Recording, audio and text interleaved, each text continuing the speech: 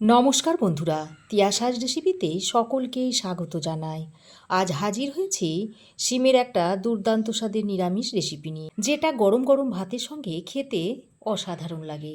রেসিপিটা প্রথম থেকে শেষ পর্যন্ত দেখতে থাকুন। আশা করছি রেসিপিটা আপনাদের ভালো লাগবে। আমার চ্যানেল এখনও না সাবস্ক্রাইব করে থাকলে প্লিজ চ্যানেলটাকে সাবস্ক্রাইব করার অনুরোধ রইল। তাহলে চলুন রেসিপিটা দেখে নেওয়া যাক। তো রেসিপিটা তৈরি করার জন্য এখানে আমার লাগছে শিম, বেগুন আর টমেটো। এখানে আমি 400 গ্রাম মতো শিম নিয়েছি। এবার এই শিমগুলোকে কেটে নিতে হবে। প্রথমেই আমি শিমের দুপাশে যে শিরের মতো অংশগুলো রয়েছে সেগুলোকে কেটে ফেলে দিচ্ছি। এই সুতোগুলোকে শিমে ফেলে দেবেন, তা না হলে রেসিপিটা তৈরি করার পর শিমটা যখন খাবেন মুখে পড়লে খেতে ভালো লাগবে না। সমস্ত শিম থেকে এই সুতোর মতো অংশগুলোকে ফেলে দিতে হবে। তো দেখুন, সব শিমের দু সাইডে সুতোর মতো যে অংশগুলো রয়েছে সেগুলো আমি কেটে ফেলে দিয়েছি। এবার আমি এই শিমগুলোকে এই মাঝখান দিয়ে কেটে নিচ্ছি। এইভাবে কেটে নিলে ভিতরে যদি পোকা থাকে তাহলে সেটাও দেখতে পাওয়া যাবে।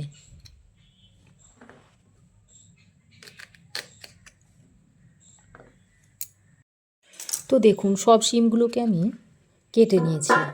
কেটে একটা প্লেটের মধ্যে তুলে নিচ্ছি। তো শিমগুলোকে কেটে আমি আবারও একবার ভালো করে ধুয়ে নিয়েছি, তারপর জলটা ঝরিয়ে রেখেছি। এবার আমি একটা বেগুন নিয়েছি। এই বেগুনটাকেও একটু কেটে নিতে হবে। এই শীতের যে কালো বেগুনটা হয় সেই বেগুনটাই আমি নিয়ে নিয়েছি।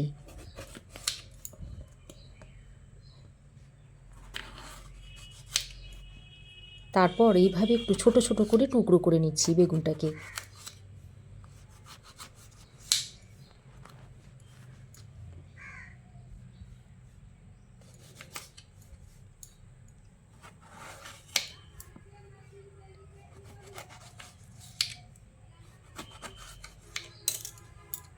দেখুন, সব বেগুনটাকেও কেটে নিয়েছি।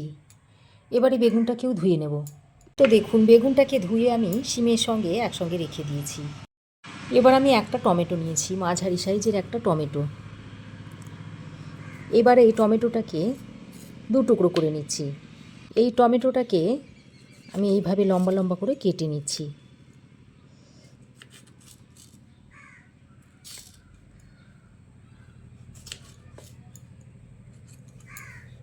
তো দেখুন, লম্বা লম্বা করে টুকরো করে নিয়েছি, আর হাফ অংশ আমি রেখে দিয়েছি, এটা পরে ব্যবহার করব। এবার আমি একটা মশলা তৈরি করে নেব। তার জন্য একটা মিক্সিং জার নিয়েছি। এবার এই মিক্সিং জারের মধ্যে দিয়ে দিচ্ছি 1 চামচ মতো পোস্ত, বড় চামচের 1 চামচ। দিয়ে দিচ্ছি চা চামচের 1 চামচ মতো হলুদ ও কালো সর্ষে। আর দিয়ে দিচ্ছি একটা কাঁচা লঙ্কা। লঙ্কাটাকে আমি এইভাবে একটু ভেঙে দিয়ে দিলাম। তো প্রথমে আমি শুকনো অবস্থায় মিক্সিং জারটাকে একবার ঘুরিয়ে নিয়েছি। এবার আমি এর মধ্যে অল্প পরিমাণে জল দিয়ে এর একটা মিহি পেস্ট আমি তৈরি করে নিয়েছি। এবার আমি এরকম একটা বড় পাত্র নিয়েছি। এবার এই পাত্রের মধ্যে প্রথমে শিমগুলোকে দিয়ে দিচ্ছি, তারপর কেটে রাখা বেগুনগুলোকে দিয়ে দিচ্ছি। এবার লম্বা ফালি করে রাখা টমেটোটা দিয়ে দিচ্ছি। এবার আমি এর মধ্যে যে সর্ষে আর পোস্ত আর কাঁচা লঙ্কাটা বেটে রেখেছিলাম সেটা দিয়ে দিচ্ছি।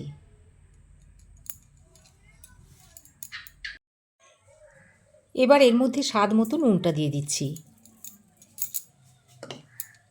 অল্প একটু চিনি দিয়ে দিচ্ছি। দিয়ে দিচ্ছি একটু হলুদের গুঁড়ো। দিয়ে দিচ্ছি অল্প পরিমাণে একটু লাল লঙ্কার গুঁড়ো। এবার আমি যে অর্ধেক টমেটোটা তুলে রেখে দিয়েছিলাম সেইটাকে একটা গ্রেটারের সাহায্যে এইভাবে ঘষে দিয়ে দিচ্ছি। এইভাবে টমেটোটা ঘষে দিলে কি হয়, একটু বেশ মাখো মাখো ভাব হয়, বেশ খেতে ভালো লাগবে শিমটা। এবার এর মধ্যে দিয়ে দিচ্ছি অল্প একটু কালো জিরে আর কিছুটা ধনেপাতার কুচো ছড়িয়ে দিচ্ছি। এবার দিয়ে দিচ্ছি 2 টেবিল চামচ পরিমাণ কাঁচা সর্ষের তেল।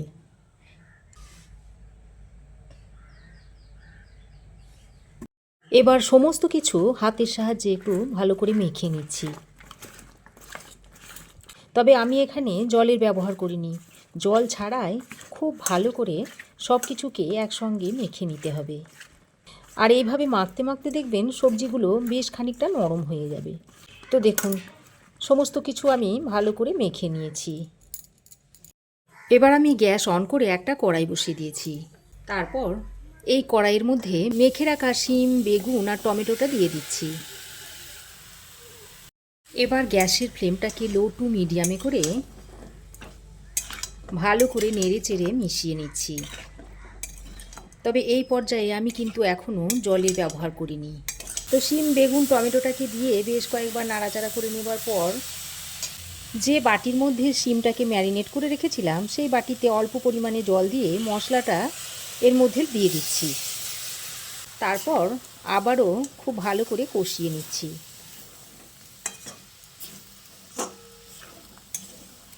এই পর্যায়ে গ্যাসের ফ্লেমটাকে লো টু মিডিয়ামে রেখে দিতে হবে, তাহলে শিমটা খুব ভালোভাবে কষানো হয়ে যাবে।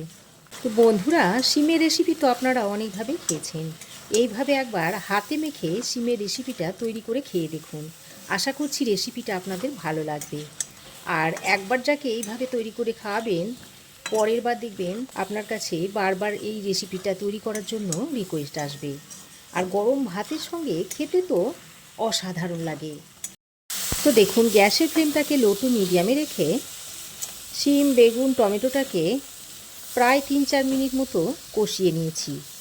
আর দেখুন খুব ভালোভাবে কষানো হয়ে গেছে।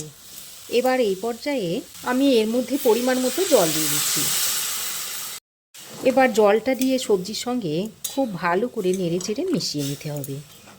খুব বেশি জল দিলে হবে না, এমন জল দিতে হবে যেন সবজিটা সেদ্ধ হয়, ঠিক সেই পরিমাণ জলটা দিয়ে নেবেন। আর তরকারিটাও দেখবেন মাখো মাখো হয়ে যাবে। তো জলটা দিয়ে সবজির সঙ্গে খুব ভালো করে নেড়ে চেড়ে মিশিয়ে নিয়েছি। আর এই পর্যায়ে আপনারা একটু নুনটা চেক করে নেবেন।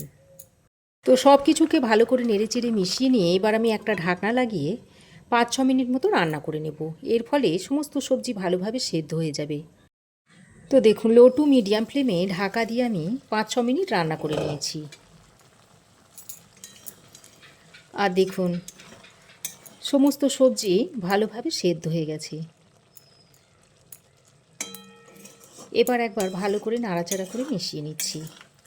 এবার আমি নামানোর আগে আরও কিছুটা ধনেপাতার কুচি উপর দিয়ে ছড়িয়ে দিচ্ছি। আর দিয়ে দিচ্ছি 1 চামচ মতো কাঁচা সর্ষের তেল। এবার এই ধনেপাতা আর কাঁচা সর্ষের তেলটা দিয়ে আবারও সব কিছুকে একসঙ্গে ভালো করে নেড়ে চেড়ে মিশিয়ে নিচ্ছি। এবার আমি এর মধ্যে 2টো চেরা কাঁচা লঙ্কা এভাবে দিয়ে দিচ্ছি। তারপর আবারও একবার ভালো করে এইভাবে নেড়ে চেড়ে মিশিয়ে দিচ্ছি। এখন এটাকে ঢাকা দিয়ে আরও 2 মিনিট মতো রেখে দিচ্ছি। দেখুন আরও 2 মিনিট আমি ঢাকা দিয়ে রেখে দিয়েছিলাম। আর রেসিপিটা দেখুন একেবারে সার্ভ করার জন্য তৈরি হয়ে গেছে। এবার আপনারা এটাকে গরম গরম ভাত, রুটি, পরোটা সব কিছুর সঙ্গেই সার্ভ করতে পারবেন। এখন গ্যাসের ফ্লেম বন্ধ করে এবার আমি এই হাতে মাখা শিমের রেসিপি শিম পাতুরিটা এখন আমি একটা প্লেটের মধ্যে সার্ভ করে দিচ্ছি। শীতের দুপুরে এইরকম একটা হাতে মাখা শিম বা শিম পাতুরি রেসিপি থাকলে গরম ধোঁয়া ওঠা ভাতের সঙ্গে খেতে অসাধারণ লাগে। তো আপনারাও একবার এইভাবে হাতে মেখে শিমের রেসিপিটা তৈরি করে খেয়ে দেখুন। আশা করছি আপনাদেরও ভালো লাগবে। তো রেসিপি কেমন লাগলো অবশ্যই একটা কমেন্ট করে জানাবেন। ভালো লাগলে একটা লাইক ও শেয়ার করবেন। পাশে থাকা বেল আইকনটাও অবশ্যই প্রেস করে দেবেন। আর আমার চ্যানেলে যদি নতুন হয়ে থাকেন তো প্লিজ চ্যানেলটাকে সাবস্ক্রাইব করার অনুরোধ রইল। আজ এ পর্যন্তই। আবার দেখা হবে নতুন কোনো রেসিপি নিয়ে নেক্সট এপিসোডে। সে পর্যন্ত ভালো থাকবেন, সুস্থ থাকবেন। ধন্যবাদ।